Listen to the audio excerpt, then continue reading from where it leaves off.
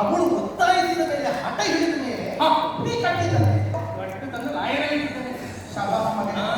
ಅವಳು ಹೇಳಿದ ಮೇಲೆ ಕಟ್ಟಿದ್ದಲ್ವಾ ಅಪ್ಪನದಾಗಿ ನೀನು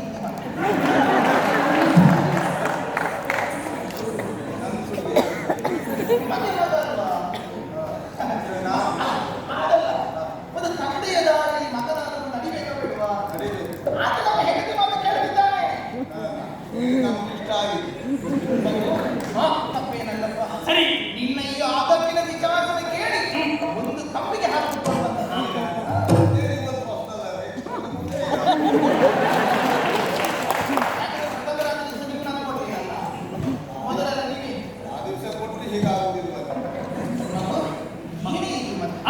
ನಿಜವಾಗಿ ಬುದ್ಧಿಗೆ ಸಂಬಂಧಪಟ್ಟದ್ದು ಧೈರ್ಯ, ಶರೀರಕ್ಕೆ ಸಂಬಂಧಪಟ್ಟದ್ದು ಶೌರ್ಯ. ಹಾಗಾದ್ರೆ ಯಾವುದೇ ಒಬ್ಬನಾಗಿರಲಿ ಮೊದಲು ಶೌರ್ಯವನ್ನು ಪ್ರಕಟಪಡಿಸುವುದಕ್ಕೆ ಮುಂದಾಗಬೇಕು, ಆಮೇಲೆ ಧೈರ್ಯದ ಮುಂದೋಗಬೇಕು. ಒಂದು ಸಾಹಸ ಪ್ರಜ್ಞೆ ಅಂತ ಇರುತ್ತದೆ, ಅದನ್ನು ನಡೆಸುವುದಕ್ಕೆ ನಾವು ಮುಂದಾಗದೇ ಇದ್ದರೆ ಯಾವ ಫಲವೂ ನಮ್ಮ ಕೈ ಸೇರುವುದಿಲ್ಲ. ಅಯ್ಯೋ ನನಗೆ ವ್ಯವಹಾರದಲ್ಲಿ ನಷ್ಟ ಆಗುತ್ತದೆ ಎನ್ನುವ ಹಾಗೆ ಒಬ್ಬ ವ್ಯಾಪಾರಸ್ಥ ಯೋಚನೆ ಮಾಡುತ್ತಾನಂತಾದರೆ ಸಮಾಜದಲ್ಲಿ ವ್ಯಾಪಾರ ವಹಿವಾಟು ನಡೆಯುವುದಕ್ಕೂ ಲಾಭವೋ ನಷ್ಟವೋ ಪ್ರಕರಣಕ್ಕೆ ನಾವು ಮುಂದಾಗಬೇಕು, ವ್ಯವಹಾರ ಉದ್ದಿಮೆಗೆ ನಾವು ಮುಂದಾಗಬೇಕು. ಒಬ್ಬ ನಮ್ಮಂತಹ ಪಂಡಿತನು ತಾನು ವಾದ ವಿವಾದಗಳಲ್ಲಿ ಸೋಲುತ್ತೇನೆ ಅಂತ ನಾವು ಮುಂದಾಗುತ್ತಾನಂತಾದರೆ ಅವನಿಗೆ ವೇದಿಕೆ ಹತ್ತಲಿಕ್ಕಾಗತ್ತ ಇಲ್ಲವೇ ಇಲ್ಲ. ಧೈರ್ಯದಲ್ಲಿ ಮುಂದೋಗಬೇಕು ವಾದ ವಿವಾದಗಳಿಗೆ, ಆಗ ಅವರಂತಹ ಪಾಂಡಿತ್ಯ ಪ್ರಕಾಶಕ್ಕೆ ಬರುತ್ತದೆ. ಅದೇ ರೀತಿಯಲ್ಲಿ ಕ್ಷತ್ರಿಯನಾದರೂ ಯುದ್ಧ ಯಾಕಂದ್ರೆ ಹುಮ್ಮಸ್ಸಿನಿಂದಾದರೆ ಖಂಡಿತವಾಗಿ ಪದ ಕೈ ಸೇರುತ್ತದೆ. ಖಂಡಿತ ಹಗರಣ ಕಲ್ಲು ತಗೊಂಡಿದ್ದಾರೆ. ಅಯ್ಯೋ ಹಾಗಾಗುತ್ತೆ ಹೀಗಾಗುತ್ತೆ ಎನ್ನುವ ಹಾಗೆ ಹೆದರಿಕೊಂಡು ಕುಳಿತರೆ ಎಲ್ಲ ಯೋಚನೆ ಮಾಡಿಕೊಂಡೇ ಕಾರ್ಯರಾಗಬೇಕಾಗ್ತದೆ. ಇಲ್ಲಿ ಏನು ತೊಂದರೆ ಇಲ್ಲ, ನೀರಿಗೆ ಇಳಿಯದೆ ಈಜು ಬರುವುದನ್ನು ಮಾತು. ಅಯ್ಯೋ ಈಜು ಬರದೆ ನಾನು ನೀರಿಗೆ ಇಳಿಯುವುದನ್ನು ಕೂತ್ಕೊಂಡ್ರೆ ಅವಳು ನೆಲದಲ್ಲಿ ಕಟ್ಟಪಟ್ಟು ಅಲ್ವಾ? ಹೌದಾ? ಏನು ತಪ್ಪಿಲ್ಲ ಮಗ, ಅವಳ ಮನಸ್ಸಿಗೆ ಸಂತೋಷ ತಂದುಕೊಡುವುದಕ್ಕೆ ನೀವು ಮದುವೆ ಕಟ್ಟಿದ್ದಲ್ವಾ? ಮೊನ್ನೆ ಮನೆಗೆ ನೀವು ಮದುವೆ ಮಾಡಿಸಿದ್ದು ಮಗ. ಮದುವೆಯಾಗಿ ಎಷ್ಟು ಮಳೆಗಾಲ ಬಂದಿದ್ದಾರೆ ಎನ್ನುವುದು ಮುಖ್ಯ ಅಲ್ಲ ಮಗ.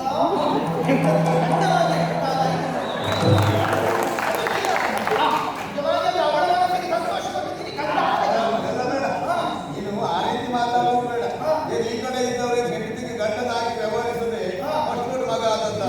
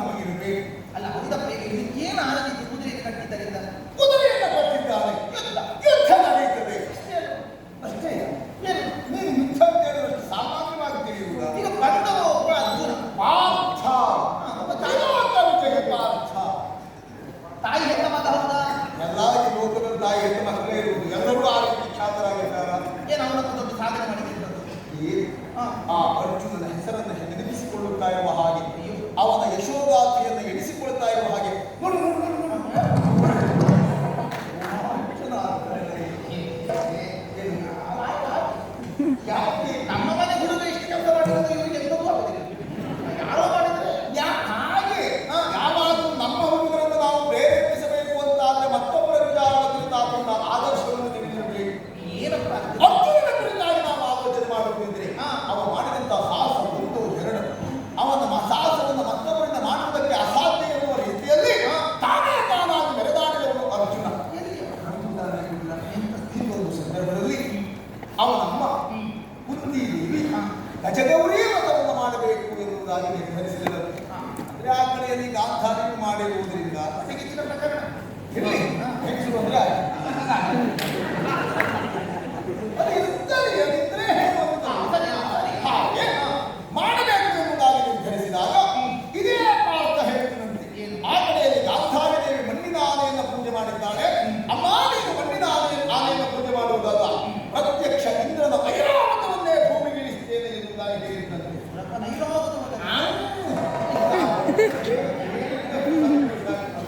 ಆ ರೀತಿಯಾಗಿ ಹೇಳಿದ್ದು ಮಾತ್ರ ಅಲ್ಲ, ಕಾರ್ಯೋನ್ಮುಖವಾಗಿದ್ದಾನೆ. ದೇವೇಂದ್ರನಿಗೆ ಒಂದು ಲೇಖನವನ್ನು ಬರೆದಿರುವಂತಹ ಲೇಖನವನ್ನ ಬಾಣದ ತುದಿಗೆ ಕಟ್ಟಿದ ಆ ಬಾಣವನ್ನ ನೆಟ್ಟ ನೋಟದಿಂದ ದೇವಲೋಕದತ್ತ ಬೀರಿಸಿ ಆ ಕಾಲನ್ನ ಮುಂದಿರಿಸಿ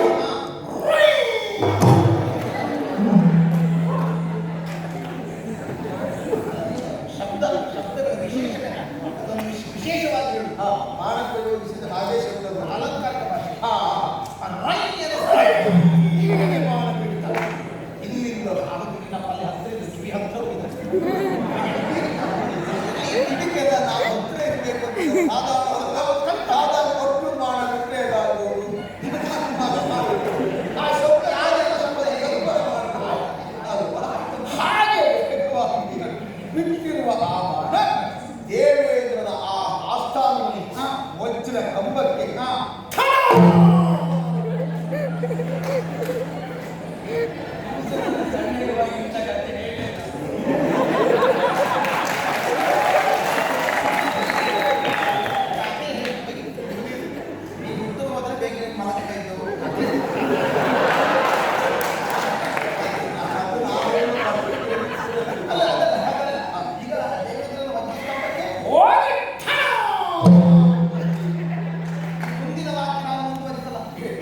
ಅಷ್ಟೊತ್ತಿಗೆ ಸಭೆಯಲ್ಲಿ ಕುಳಿತಂತ ದೇವೇಂದ್ರ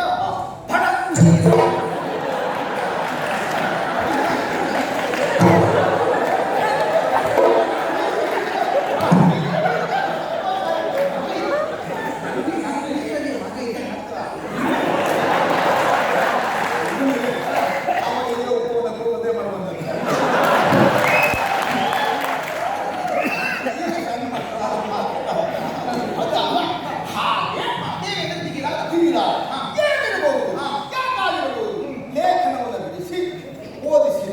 ಆಮೇಲೆ ವಿಷಯ ಗೊತ್ತಾಯಿತು, ತನ್ನ ಮಗನೇ ಆದಂತಹ ಅರ್ಜುನ ಬರೆದ ಲೇಖನ. ಹಾಗಾಗಿ ಈ ಲೇಖನಕ್ಕೆ ನಾವು ಸ್ಪಂದಿಸಬೇಕು. ಎಲ್ಲಿಯಾದರೂ ನಾವು ಆಲಯಕ್ಕೆ ಬಿಟ್ಟುಕೊಡುವುದಿಲ್ಲ, ಕಳುಹಿಸುವುದಿಲ್ಲ ಅಂತ ಹೇಳಿದ್ರೆ ತನ್ನ ಅಂಶ ಸಂಭೂತನಾದಂತಹ ಅರ್ಜುನನಿಗೆ ತಾನು ಮೋಸ ಮಾಡಿದ ಹಾಗಾಗ್ತದೆ, ಬೇಸರ ಆಗ್ತದೆ. ಸುಲಭದಲ್ಲಿ ಕೊಟ್ಟು ಗೌರವ ಮಾಡಿ ಹಾಗಂತ ದೇವಲೋಕದ ಐರಾವತವನ್ನು ಸುಲಭವಾಗಿ ಕಳುಹಿಸುವುದನ್ನು ಸಾಧ್ಯವ? ಬೆಲೆ ಮೇಲೆ ಹಾಗಾಗಿ ಒಂದು ಉಪಾಯವನ್ನು ಮಾಡಿದ. ದೇವಲೋಕದ ಐರಾವತವನ್ನು ಭೂಲೋಕಕ್ಕೆ ಕಳುಹಿಸುವುದಕ್ಕೆ ನಾವು ಒಪ್ಪಿದ್ದೇವೆ. ಆದರೆ ಇಲ್ಲಿಂದ ಐರಾವತವನ್ನು ತೆಗೆದುಕೊಂಡು ಹೋಗುವುದಕ್ಕೆ ದಾರಿಯನ್ನು ನೀವೇ ನಿರ್ಮಾಣ ಮಾಡಬೇಕು. ಅದು ಪತ್ರ ಬರೆದ ಇಲ್ಲಿಗೆ ಕಳುಹಿಸಿ. ಅವರಿಂದ ದೇವೇಂದ್ರನಿಗೆ ಕಷ್ಟ ಇಲ್ಲ, ಮೇಲೆ ಕಳಿಸುವುದಕ್ಕೆ ಅರ್ಜುನನಿಗೆ ಮಾತ್ರ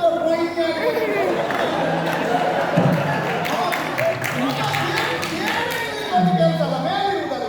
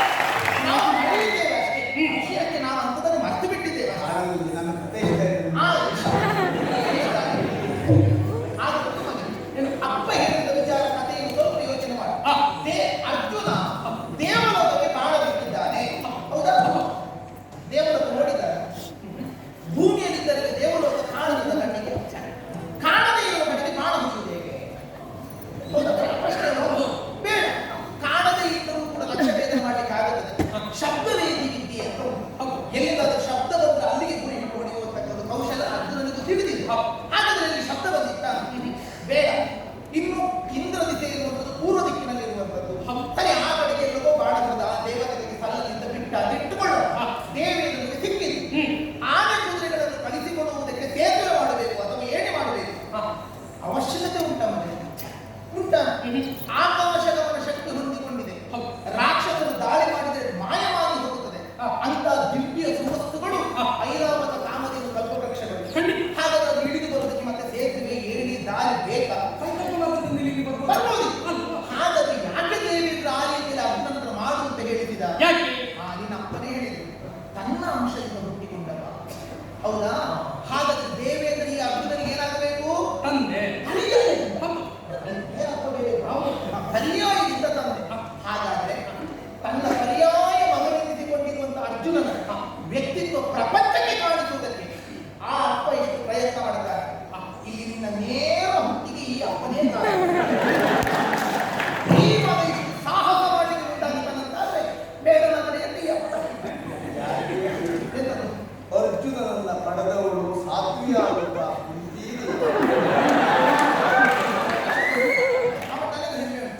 ಒಂದು ವರ್ಷ ಇಂದ್ರೋಪಾಸನೆಯನ್ನು ಮಾಡಿ ತಪಸ್ಸು ಮಾಡಿ ಆ ಬಳಿಕ ಅರ್ಜುನನನ್ನು ಅವಳು ಪಡೆದದ್ದಾನೆ. ಒಂದು ವರ್ಷ ತಪಸ್ಸು, ಒಂದು ವರ್ಷ ಬಟ್ಟೆ. ನಾನು ಈ ಮಗನನ್ನು ಪಡಿಬೇಕಾದ್ರೆ ಒಂದು 48 ಶನಿವಾರ ಅದು ಕೂತ್ಕೊಳ್ಬೇಕು, ಶ್ರಾವಣ ಶನಿವಾರ ಕೂತ್ಕೊಳ್ಬೇಕು ಅಂತಿದ್ದೆ. ನೀವು ಬಿಡ್ಬೇಕಾ?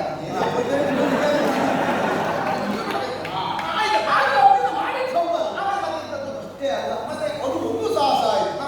ಆಮೇಲೆ ಇನ್ನೊಂದು ಸಂದರ್ಭದಲ್ಲಿ ಅರ್ಜುನ ಪ್ರತ್ಯಕ್ಷವಾಗಿ ಆ ಮರಣವನ್ನೇ ಯುದ್ಧದಲ್ಲಿ ಸ್ವಾಮಿಸುವುದರ ಮೂಲಕವಾಗಿ ಅರ್ಜುನ ಕಾಳಗ ಪಾಶುಪತ ಎನ್ನುವಂತಹ ಅಸ್ತ್ರವನ್ನು ಆದ್ದರಿಂದ ಪಡೆದ.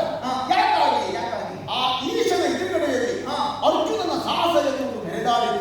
ಹಾಗಾಗಿ ಈಗ ಒಬ್ಬ ಸಮರ್ಥ ಎಂಬುದಾಗಿ ಭಾವಿಸಿದಂತಹ ಪರಮೇಶ್ವರ ಮನ ಮೆಚ್ಚಿ ಸಂತೋಷದಿಂದ ಅವನ ಮುಂದಿನ ಬದುಕಿನ ಉತ್ಕರ್ಷವನ್ನು ಬಯಸಿ ಪಾಶುಪತವನ್ನು ವರವಾಗಿ ನೀಡಿದ್ದಾನೆ. ಉಳಿದವರಿಗೆ ಯಾರಿಗಾದ ಆಯುಧಕ್ಕೆ ಉಂಟ?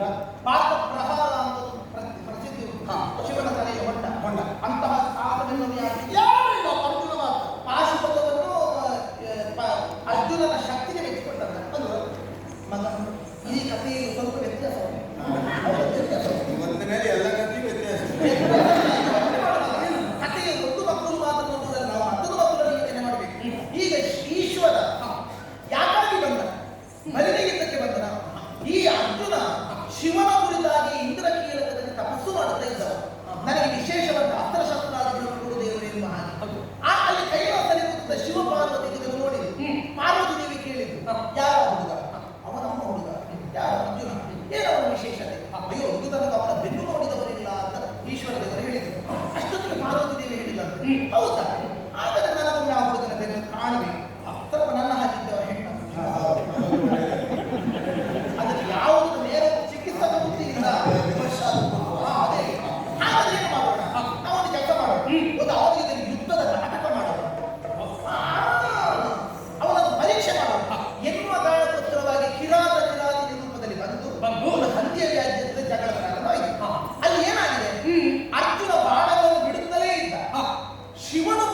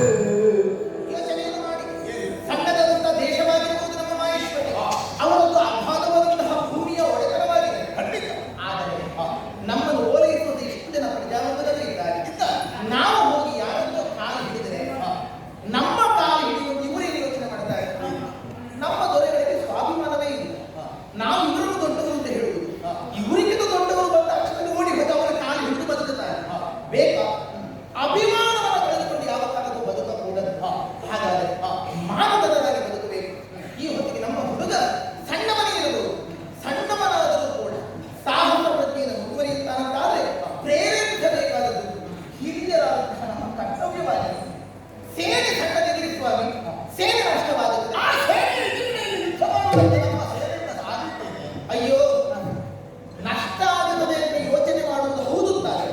ಮತ್ತೆ ಸಂಪಾದನೆ ಮಾಡುತ್ತೇವೆ, ಕೂಡಿಡುತ್ತೇವೆ. ಅಲ್ಲ ಈ ಇದ್ದದ್ದು ಹೇಗೆ ಇರ್ತದಲ್ಲ.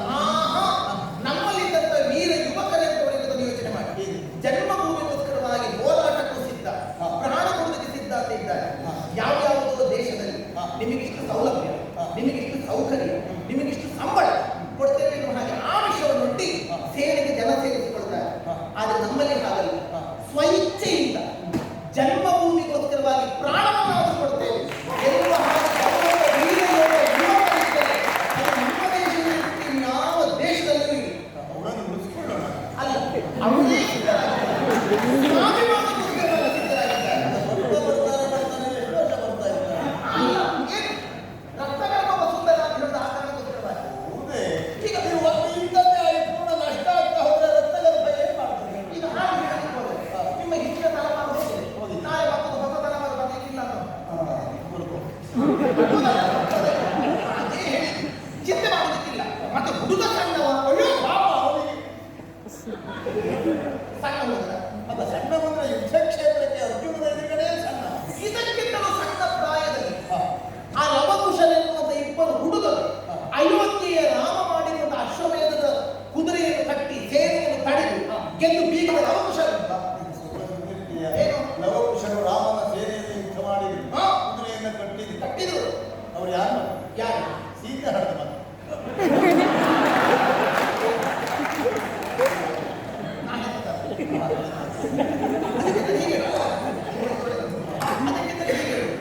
ಅವರು ಪರಮ ಪುರುಷೋತ್ತಮನಾದಂತಹ ಶ್ರೀರಾಮಚಂದ್ರನ ಭಕ್ತರಿಗೆ ಮಕ್ಕಳಿಗೆ ಗೊತ್ತಿರಲಿಲ್ಲ, ಗೊತ್ತಾದರೂ ಯುದ್ಧ. ಯಾಕೆ ರಾಮನ ಮಕ್ಕಳೇ ನಾನು ಉದ್ದೇಶಪಟ್ಟು ಹೇಳಿದೆ. ಯಾರೇ ನಾವು ಹೆತ್ತ ಮೇಲೆ ಬೆಳೀತಾ ಇರುವಂತ ಮಕ್ಕಳು ನೋಡಿ, ಅಯ್ಯೋ ನಮ್ಮ ಮಕ್ಕಳು ನಮ್ಮ ಮಾತು ಕೇಳುವುದಿಲ್ಲ, ನಮ್ಮ ಮಕ್ಕಳು ನಮ್ಮ ದಾರಿಗೆ ಬರುವುದಿಲ್ಲ, ನಮ್ಮ ಮಕ್ಕಳು ಪುಂಡಾಟಿಕೆ ಮಾಡ್ತಾರೆ. ಮಕ್ಕಳು ಹುಟ್ಟಿದ ಮೇಲೆ ಹೇಳುವುದಲ್ಲ, ತಾನು ಗರ್ಭಿಣಿ ಇರುವಾಗ ಮಕ್ಕಳು ಮುಂದಿನ ಭವಿಷ್ಯದಲ್ಲಿ ಹೇಗೆ ಇರಬೇಕು ಎಂಬುದನ್ನು ಅಪ್ಪ ಅಮ್ಮ ಇಬ್ಬರು ಯೋಚನೆ ಮಾಡಬೇಕು. ರಾಮ ಅದನ್ನು ಚಿಂತನೆ ಮಾಡಿದ್ದಾರೆ. ಸೀತೆ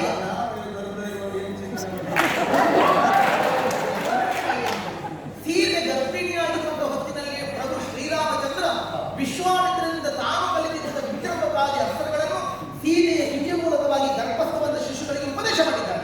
ಆ ಅಪ್ಪ ಅಷ್ಟು ಮಾಡಿದ್ದಾರೆ. ಈ ಅಪ್ಪ ಸುಮ್ಮನೆ ನಾವು ಅಷ್ಟು ಮಾಡಿ ಬಿಡ್ಬೇಕಲ್ಲ. ಅದು ಅಲ್ಲ, ಇದೇ ಕೃಷ್ಣ ಆ ಹೊತ್ತು ಮಾನದ ಸೇನೆ ಹಿಡ್ಕೊಳ್ಬೇಕಾದ ಮದುವೆ ಮೇಲೆ 17 ಬಾರಿ ದಂಡೆತ್ತಿಕೊಂಡು ಬಂದಿದ್ದಾರೆ. ಸೈನ್ಯದವರ ಹಾಗಿದ್ರೆ ಆ ಸೈನ್ಯವನ್ನು ಮಣಿಸ್ತಿಲ್ವ? ಏನಿಲ್ಲವಾಗ ಸಣ್ಣ ಹುಡುಗರಾಗಿರುವವರು ಬೇಕಾದಷ್ಟು ಮಾಡಿದ್ದಾರೆ. ಜೊತೆಗೆ ನಾವು ಕ್ಷತ್ರಿಯರು. ಇದೇ ಅರ್ಜುನ ಮಹಾಭಾರತದ ಯುದ್ಧದ ಹೊತ್ತಿನಲ್ಲಿ ಚಲಿಸುವರ ಬಂದ ಹಾಗೆ ನಡೆದಿದ್ದಾರೆ. ಅಯ್ಯೋ ಕೃಷ್ಣನಿಂದ ಆಗುದಿಲ್ಲ, ಕೃಷ್ಣನಿಂದ ಆಗುದಿಲ್ಲ. ಆಗ ಗೀತಾಮೃತದಲ್ಲಿ ಕೃಷ್ಣ ಏನು ಹೇಳಿದ್ದಾನೆ? ಸ್ವಧರ್ಮೇ ನಿಧನ ಶ್ರೇಯ. ನಮ್ಮ ಧರ್ಮದಲ್ಲಿ ನಾವು ಮುಂದುವರೆದರೆ ಯಾವ ಹೆದರಿಕೆಯೂ ಇಲ್ಲ. ಅದೇ ರೀತಿಯಲ್ಲಿ ಕ್ಷತ್ರಿಯರಿಗೆ ಯುದ್ಧ ಅಂದರೆ ಹಬ್ಬ ಅಂತ ತಿಳಿಯಬೇಕೆನ್ನುವ ಹಾಗೆ ಪ್ರಪಂಚಕ್ಕೆ ಹೇಳಿದ ಮಾತು. ಕ್ಷತ್ರಿಯರು ನಮ್ಮ ಧರ್ಮ ಸ್ವಧರ್ಮದಲ್ಲಿ ಮುಂದೋಗೋಣ.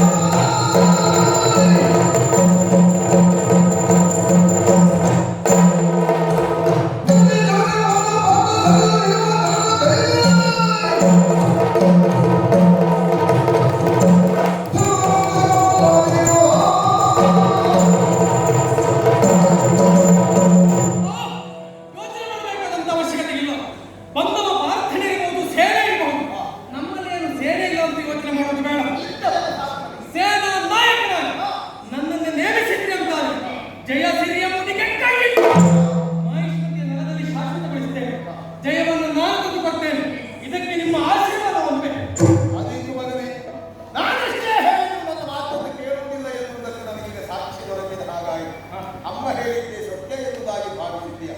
ಆಗಲಿ ಅಂತೆ ದೇವರು ಇಚ್ಛೆ ಏನುಂಟು ಹಾಗೆ ನಿನ್ನಿಂದಲೇ ಜಯ ಪಡೆಯಬೇಕು ಎನ್ನುವ ಆಸೆ ನನಗೂ ಇದೆ. ಹೋಗಿವಾ ಹೆದರಬೇಡ. ಇಲ್ಲ. ಯಾವ ಕಾಲಕ್ಕೂ ಹೆಜ್ಜೆಯಲ್ಲಿ ಇಟ್ಟ ಹೆಜ್ಜೆಯಿಂದ ಮತ್ತೆ ಹಿಂದೆಡುವುದಕ್ಕೆ ಹೋಗಬೇಡ. ಯಾಕೆ ಗೊತ್ತೇ? ಕುಕ್ಕುಟದ ಕೆಚ್ಚು, ಇರುವೆಯ ಸಾಹಸ, ಇದನ್ನು ನೆನಪಿಟ್ಟುಕೊಂಡು ತನಗಿಂತಲೂ ಎಷ್ಟೋ ದೊಡ್ಡ ಗಾತ್ರದ ಆಹಾರವನ್ನಾದರೂ ಪುಟ್ಟ ದೇಹವನ್ನು ಹೊಂದಿಕೊಂಡಿರುವಂತಹ ಇರುವೆ ಎಳೆದೆಳೆದು ಕೊಂಡು ಬಂದು ಸಂರಕ್ಷಿಸುವುದಕ್ಕಾಗದೆ ಅದರ ಸಾಹಸ ಎಷ್ಟು ದೊಡ್ಡದು. ಕೋಳಿಯ ಶೌರ್ಯವನ್ನು ಗಮನಿಸಿ. ಕುಕ್ಕುಟದ ಕೆಚ್ಚು ಮನುಷ್ಯನಾದರೂ ತಲೆಗಡೆದಾಗ ಬಿದ್ದು ಬಿಡುತ್ತಾನೆ, ನಮಗೆ ಒಂದಿಷ್ಟು ಅವಕಾಶವಿಲ್ಲ. ಆದರೆ ಒಂದು ಕೋಳಿ ತನ್ನ ಇದಿರಾಳಿಯನ್ನು ಹೊಡೆಯುವುದಕ್ಕೆ ತನ್ನ ಪ್ರಾಣ ಹೋಗುವ ತನಕ ಹಾರುತ್ತಲೇ ಇರುತ್ತದೆ. ಅದಕ್ಕೆ ಕೆಚ್ಚು ಅಂತ ಹೆಸರು. ಬೇಕು ಸಾವಿರಾರು ಸಂಪಾದಿತರು ಹೊಗಳಲಿ ಯಾಕೆಗಳಲಿ ಸಂಪತ್ತಿನ ಹೊಳೆ ಹರಿದು ಬರಲಿ, ನಿಂತ ಕ್ಷಣದಲ್ಲಿ ಅದು ನಾಶವಾಗಿ ಹೋಗಲಿ. ಮರಣ ಎನ್ನುವಂಥದ್ದು ಯುಗಾಂತರದಲ್ಲಿ ಬರಲಿ, ಈ ತಕ್ಷಣದಲ್ಲಿ ಬರಲಿ. ಧೀರರಾದವರು ಇಟ್ಟ ಹೆಜ್ಜೆಯನ್ನು ಯಾವ ಕಾಲಕ್ಕೂ ಹಿಂತೆಗೆಯುವುದಿಲ್ಲ. ಮಾತ್ರ ಅಲ್ಲ ಮಗನೇ, ಆಗುವಂತ ಯುದ್ಧದಲ್ಲಿ ಅರ್ಜುನ ಬಿಟ್ಟಂತ ಬಾಣಗಳಿಂದ ನಿನ್ನ ದೇಹದಲ್ಲಿ ಎಷ್ಟು ರಕ್ತ ಹರಿದು ಹೋಗಿದೆ ಎನ್ನುವುದರಿಂದ ನಿನ್ನ ಸಾಹಸ ವ್ಯಕ್ತವಾಗುವುದಲ್ಲ. ನೀ ಬಿಡುವಂತ ಬಾಣಗಳನ್ನು ಕತ್ತರಿಸುವುದಕ್ಕಾಗದೆ ಅರ್ಜುನನ ಹಣೆಯಲ್ಲಿ ಒಂದು ಹನಿ ಬೆವರು